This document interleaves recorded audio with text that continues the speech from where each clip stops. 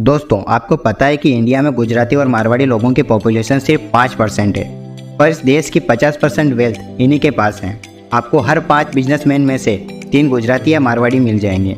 India तो छोड़ो, ये लोग विदेशों में भी बड़े बड़े बिजनेस चला रहे हैं।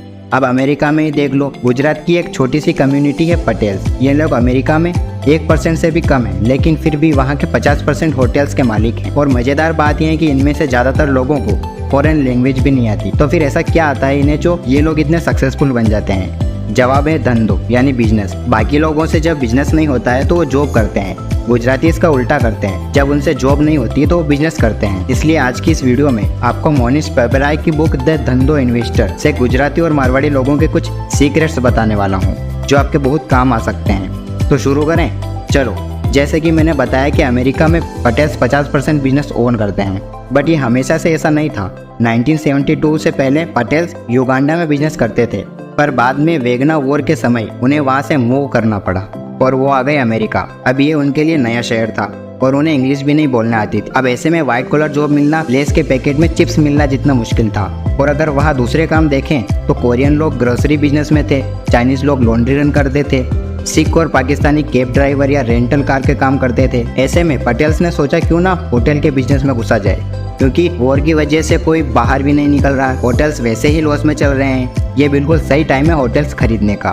और वैसे भी कुछ टाइम बाद सिचुएशन जब नॉर्मल हो जाएगी तो होटल का काम तो वैसे ही चलने लग जाएगा।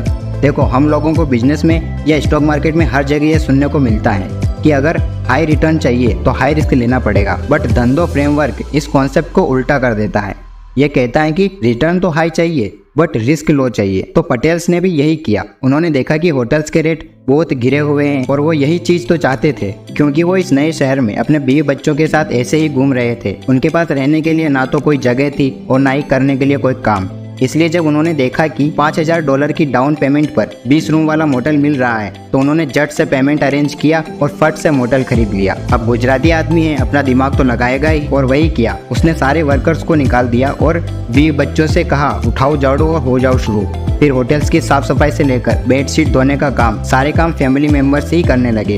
अब तक उन्होंने ये फिगर आउट कर लिया था कि उनकी फैमिली को रहने के लिए 3-4 रूम इनफ हैं। इससे रेंट बचेगा और स्टाफ तो पहले ही भगा दिया तो उनकी सैलरी के पैसे भी बच जाएंगे। बचा छोटा मोटा मेंटेनेंस का काम, तो यहाँ पर क्यों पैसे बर्बाद करने, ये भी पटेल भाई खुद ही कर लेंगे। धीरे धीरे जब सिचुएशन नॉर्मल हुई तो वो लो प्राइस में रूम प्रोवाइड करने लगे। उनके प्राइस इतने लो थे, बाकी कॉम्पिटिटर्स कॉम्पीट नहीं कर पा रहे थे। और कैसे करेंगे कॉम्पीट, क्योंकि हद पार कंजूसी तो एक गुजराती ही कर सकता है। और ऐसे उन्होंने एक लॉस मेकिंग बिजनेस को प्रॉफिटेबल बना दिया। और धीरे धीरे जब प्रॉफिट बढ़ने लगा तो उन्होंने हाई क्लास होटल्स भी खरीदना शुरू कर दिए। और ऐसे आज अमेरिका में पटेल्स 50% से ज्यादा होटल के मालिक हैं। तो चलो हम इस धंधो फ्रेमवर्क से कुछ धंधो रूल समझ लेते हैं। Rule number 1, invest in simple business. देखो, हमें पता है कि एग्जिस्टिंग बिजनेस बाय करने से हमें बहुत फायदा हो सकता है, बट ओनली अगर हमें उसकी इंट्रेंसिंग वैल्यू पता है, क्योंकि किसी भी बिजनेस के इंट्रेंसिंग वैल्यू से ही हम पता लगा सकते हैं कि इस पॉइंट पर यह बिजनेस फायदेमंद है भी या नहीं। अब सवाल ये उठता है कि इसे कैलकुलेट कैसे करते हैं। सिंपल है, अपने बिजनेस का मंथली कैश इनफ्लो और कैश आउटफ्लो कितना है, इसके डिफरेंस से इंट्रेंसिंग वैल्यू का पता चलता है। अब कैश इनफ्लो और आउटफ्लो सिंपल बिजनेस का ही प्रेडिक्ट किया जा सकता है। इसलिए आपने देखा होगा कि पटेल्स ने भी मोटेल जैसा सिंपल बिजनेस मॉडल चुना, एक ऐसा मॉडल जो इजी टू अंडरस्टैंड था और रेवेन्यूज की लॉन्ग हिस्ट्री थी उनके पास। उन्होंने बस पुरानी सेल्स के बेस पर अंदाजा लगा लिया था कि कम से कम इतनी सेल्स तो होगी ही। याद रखना, वो सिंपल बिजनेस में इन्वेस्ट करते थे, स्टूपिड बिजनेस में नहीं। और सिंपल बिजनेस बहुत पावरफुल होते हैं। आइंस्टीन भी कहते थे कि इंटेलिजेंस के 5 लेवल होते हैं: smart, intelligent, brilliant, genius and simple. उनके according simplicity highest level of intelligence है। तो धंधो फ्रेमवर्क भी सिंपल है और इसलिए इसमें पावर है जो गुजराती और मारवाड़ी लोगों को इतना पावरफुल बनाती है। तो कहने का मतलब यह है कि सिंपल बिजनेस ही लॉन्ग टर्म में सर्वाइव करते हैं और प्रॉफिट निकाल कर देते हैं।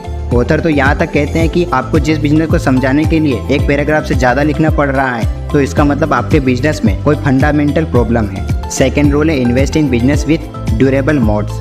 मोड्स यानी कि कैसल के आसपास की वो खाई जो किले को प्रोटेक्ट करती हैं। इसी तरह बिजनेस के भी कुछ मोड्स होते हैं। एग्जाम्पल से बताऊं तो मान लीजिए कोठारीलाल आपके एरिया में एक ही बार्बर है, वहीं पर सभी लोग बाल कटवाते हैं, तो जाहिर सी बात है कि उसके प्रॉफिट भी ज्यादा होंगे। अब अगर उसी एरिया में एक और नया आ जाता है तो अब कोठारीलाल को प्राइस कम करना पड़ेगा, क्योंकि अब कस्टमर के पास एक और ऑप्शन है। बट अगर उसने ड्यूरेबल मोड्स बिल्ड किए हैं अपने बिजनेस के अराउंड, तो नया वाला नाई भी कुछ खास नुकसान नहीं पहुंचा सकता।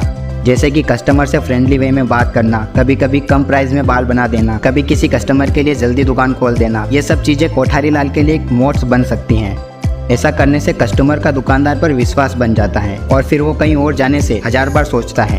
बट किसी भी बिजनेस के मोड्स परमानेंट नहीं होता। इवन जो आज बड़ी बड़ी कंपनीज हैं, eBay, गूगल, टोयोटा, माइक्रोसॉफ्ट, ये सब भी टेम्परेरी मोड्स पर ही ऑपरेट होती हैं। थर्ड रूल है फिक्सेड ऑन आर्बिट्राज। आर्बिट्राज यानी कि किसी भी चीज को कम पैसों में खरीद कर ज्यादा में बेच देना और प्रॉफिट अपने पास रख लेना। अब इसकी भी बहुत सारी टाइप्स होती हैं, बट मेनली हम 4 टाइप्स के बारे में बात करेंगे। Number 1, arbitrage of time. मानो आप 5 लाख के कीमती हीरे जवाहरात या गोल्ड बिस्किट खरीदते हो और उन्हें 5 साल बाद सेल करते हो, तो आपको मिलेगा मोटा प्रॉफिट, क्योंकि तब तक प्राइस बढ़ चुका होगा। यानी कि हम टाइम को एक्सप्लॉइट करके जो प्रॉफिट अर्न करते हैं, तो इसे कहते हैं आर्बिट्राज ऑफ टाइम। बहुत से ज्वेलर्स और खास करके मारवाड़ी लोग बहुत सारा गोल्ड खरीद कर रख लेते हैं, क्योंकि बाद में इसकी कीमत बढ़ने वाली है।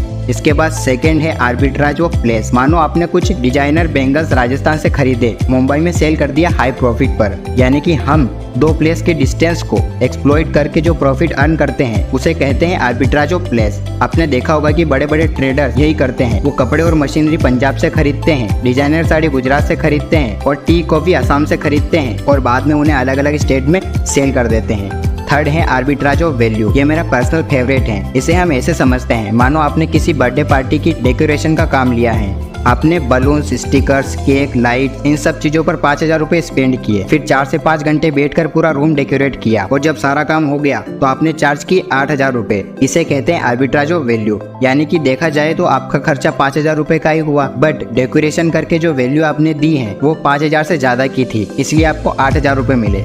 ऐसा हर जगह होता है। लाइक आप मैकेनिक से गाड़ी रिपेयर करवाओ, चाहे घर में किचन बनवाओ या फिर पूरा घर बनवाओ, इन सभी को वैल्यू के बेस पर ही पे किया जाता है। फोर्थ है धंधो आर्बिट्राज। इस आर्बिट्राज का मतलब ये है कि किसी चीज को तब खरीदो जब उसकी प्राइस नॉर्मल से भी नीचे गिरी हुई हो, ताकि वो हमें कम से कम दाम में मिल सके और बाद में उसे हाई प्राइस में सेल कर दो, ताकि ज्यादा से ज्यादा प्रॉफिट अर्न कर सको। धंधो फ्रेमवर्क में ये लोग यही सोचकर चलते हैं कि बिजनेस हो तो ऐसा हो जिसमें रिस्क कम हो और रिवॉर्ड ज्यादा हो। इसलिए पटेल्स ने $5000 के डाउन पेमेंट पर प्रॉपर्टी ले ली, क्योंकि उन्हें पता था कि ज्यादा से ज्यादा $5000 ही जाएंगी। इसके अलावा तो हमारे पास कुछ है ही नहीं खोने को। उनकी बड़ी सिंपल सी फिलोसफी है, heads I win, tails I don't lose much. इसलिए आप लोग देखोगे कि ये लोग पैसे गवाते कम हैं और कमाते ज्यादा हैं। फोर्थ रूल है invest in copycat rather than innovators. McDonald की स्टोरी पता है आपको? यह कंपनी एक ठेले से शुरू हुई थी और शुरुआत की थी मैकडॉनल्ड्स ब्रदर्स ने। फिर उनके शहर सैन बर्नार्डिनो में लोगों को उनके बर्गर बहुत पसंद आने लगे। काम अच्छा चल रहा था पर बढ़ नहीं रहा था, जब तक कि 1954 में रे क्रॉक ने उनके बिजनेस को एक्वायर नहीं कर लिया। फिर जब बिजनेस के राइट्स रे के पास आ गए तो उन्होंने छोटे मोटे चेंजेस किए और बिजनेस को स्केल कर दिया। याद रखना, इनोवेटर्स मैकडॉनल्ड्स ब्रदर ही थे, बट बिजनेस ग्रोथ किया रे क्रॉक ने, इसलिए यह एक वर्ल्ड फेमस फूड चेन बन पाई। और जब पटेल्स मोटर्स बिजनेस में घुसे थे तब ऐसा ही किया था। शुरू में कुछ पटेल्स आए और बाद में सिंपली बाकियों ने भी उनका आइडिया कॉपी कर लिया। गुजराती आदमी को वैसे भी इनोवेशन और टेक्निकल चीजें समझ नहीं आती, उसे एक ही चीज समझ आती है और वो है प्रॉफिट। स्कैम 1992 में आपने सुना होगा, जब हर्षित मेहता कहते हैं कि लाला सबके सिलेबस में एक ही सब्जेक्ट कॉमन होता है और वो है प्रॉफिट, और वो मेरा फेवरेट सब्जेक्ट है। Rule number 5, invest in low risk and high uncertainty businesses. देखो, पटेल हो, मनीलाल हो या फिर मित्तल, सभी के सभी लो रिस्क वाले बिजनेस में ही इन्वेस्ट करते हैं। यानी जिन बिजनेस का रेट ऑफ चेंज बहुत स्लो होता है उन्हीं में इन्वेस्ट करते हैं। आप देखोगे कि जितनी भी बड़ी बड़ी सोशल मीडिया कंपनीज हैं, लाइक फेसबुक, लिंक्डइन, इंस्टाग्राम, इन सब का रेट ऑफ चेंज बहुत फास्ट होता है। जब तक किसी चीज का ट्रेंड है तब तक ग्रोथ है, फिर डिक्लाइन आ जाती है, इसलिए यह हाई रिस्क वाली कैटेगरी में आती है। वहीं दूसरी तरफ consumer based product company like Coca Cola, Dabur, Relaxo, इन सब का रेट ऑफ चेंज बहुत स्लो होता है। ये जल्दी से मार्केट लूज नहीं करते, मतलब कि लो रिस्क वाली कैटेगरी में आती है। और देखा जाए तो उन्होंने ऐसा ही बिजनेस मॉडल चुना था जिसके रेट ऑफ चेंज बहुत स्लो है। अगले 10, 20, इवन 50 साल तक ज्यादा कुछ चेंज नहीं होगा, तो इसमें रिस्क कहाँ है? इसलिए ये धंधो रूल कहता है कि always invest in low risk businesses. तो दोस्तों, अब अगर मैं क्लासिक धंधों के ये 5 रूल सम अप करके बताऊं तो कुछ इस प्रकार है। फर्स्ट है invest in simple business, second है invest in businesses with durable moat, third है आर्बिट्राज को समझो, फोर्थ है चूज एग्जिस्टिंग बिजनेसेस, और number 5 invest in low risk businesses. तो दोस्तों, this is all about classic Dhandho. मैं मिलता हूँ आपसे नेक्स्ट वीडियो में। धन्यवाद फॉर वॉचिंग।